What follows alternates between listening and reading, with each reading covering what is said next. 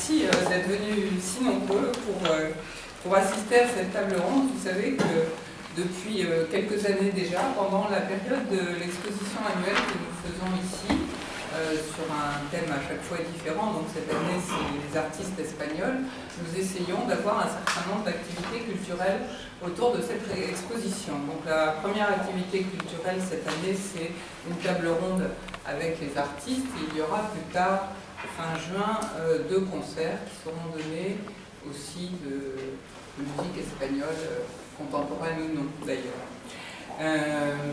Alors je voudrais simplement accueillir très chaleureusement Victoria Combaya qui nous fait l'honneur de venir animer cette table ronde ce soir.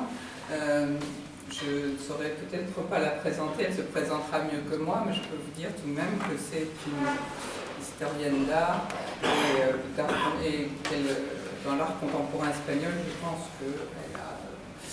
qu'elle est peut-être la meilleure dans ce domaine.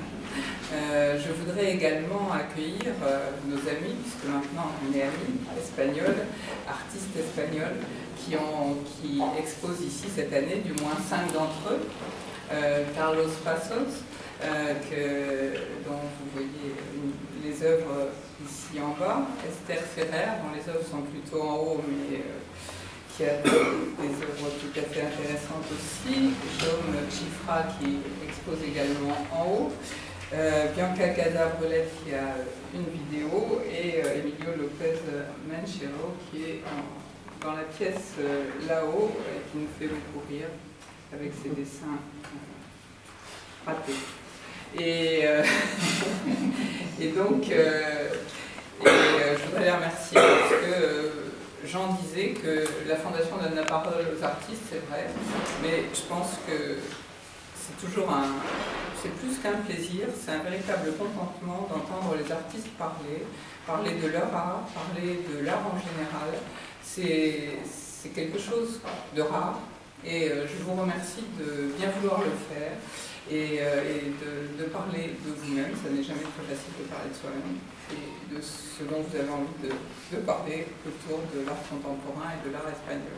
On s'est rendu compte depuis le début de cette exposition que rien que le fait de la faire a fait percevoir à beaucoup de personnes qui n'en avaient pas forcément idée ce qu'était cet art espagnol contemporain. Finalement, d'accord, l'Europe existe, l'Europe est grande et en même temps, tout le monde ne connaît pas des artistes qui sont connus dans leur pays, qui ne sont pas forcément chez nous.